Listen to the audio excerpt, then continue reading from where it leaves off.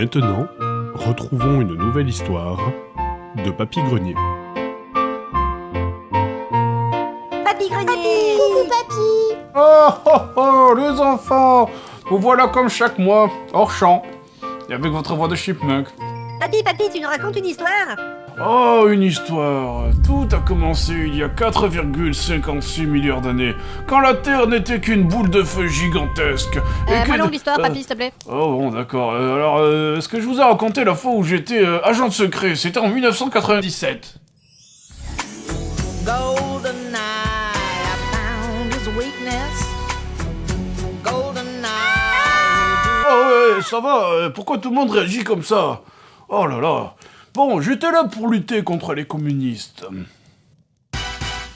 Je vais mettre un terme à votre idéologie barbare de répartition équitable des richesses. Je me souviens que tout avait commencé sur un barrage qui était gardé par les pires soldats russes du monde. Ils étaient pas très malins, je dois le reconnaître.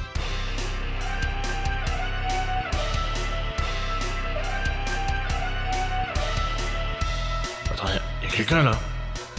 Je suis presque sûr qu'il y a quelqu'un là. Attends, merde. Faudrait que je vois ses chaussures pour être sûr. Mais quand même, c'était des vrais soldats. On leur avait appris à ignorer la douleur. Tant qu'ils ne voyaient pas l'ennemi, ils restaient fidèles à leur poste. Aïe, tiens, merde, bordel de... Bon, c'est sûrement un insecte. Oh tiens, y'a du vent. Cela dit, quand ils voyaient, ils devenaient des vraies machines à tuer, hein. Je me souviens de leur mode opératoire. C'était toujours la même chose. D'abord, ils te braquaient, après ils arrêtaient, ensuite ils faisaient un pas de côté, ensuite ils te rebraquaient, ils se mettaient à genoux et ils faisaient une roulade. Tu m'étonnes qu'ils étaient faciles à tuer. Ouais, j'avoue que des fois je me demandais s'ils en rajoutaient pas un peu exprès, hein. Bon, c'est-à-dire les gars, c'est que j'ai un pote à moi en fait qui a un gros problème, hein. Il se prend pour un agent secret. Donc voilà. Donc soyez sympa avec lui et rentrez dans son délire, hein. Voilà. Mais surtout, essayez de mourir de façon subtile et naturelle, ok?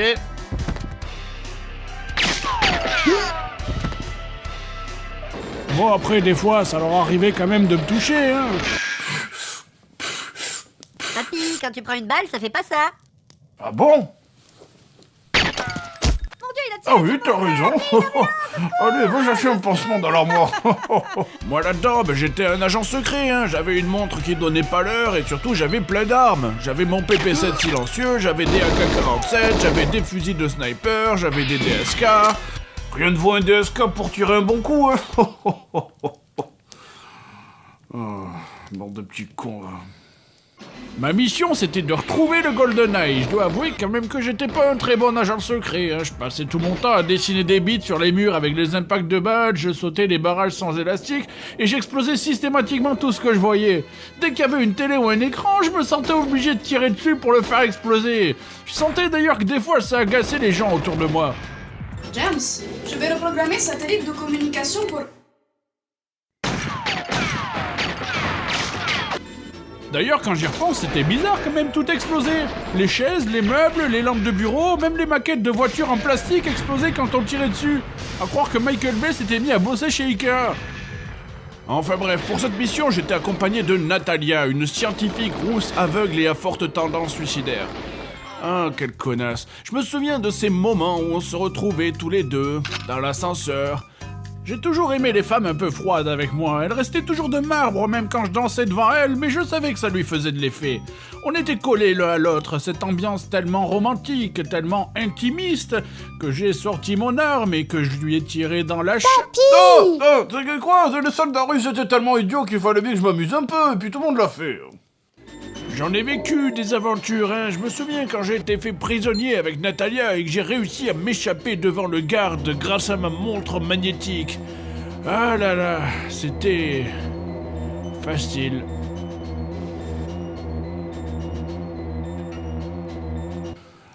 Mais bon, des fois on croisait d'autres agents, ils venaient des quatre coins du monde, des fois c'était un peu bizarre. Il y avait des soldats russes, des nains avec des hautes formes, des mecs chelous en chemise hawaïenne. On connaissait pas bien la procédure, alors on agissait à l'instinct.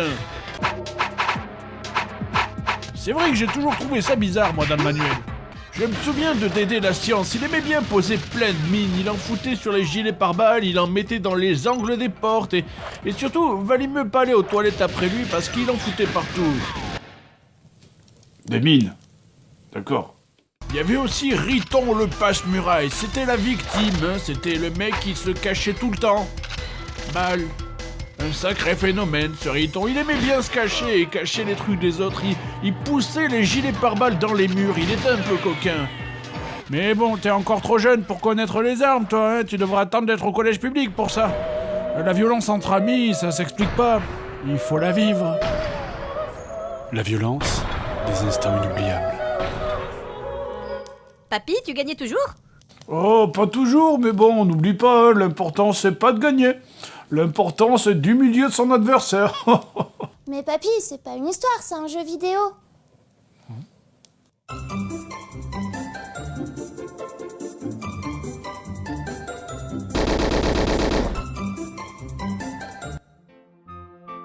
Non?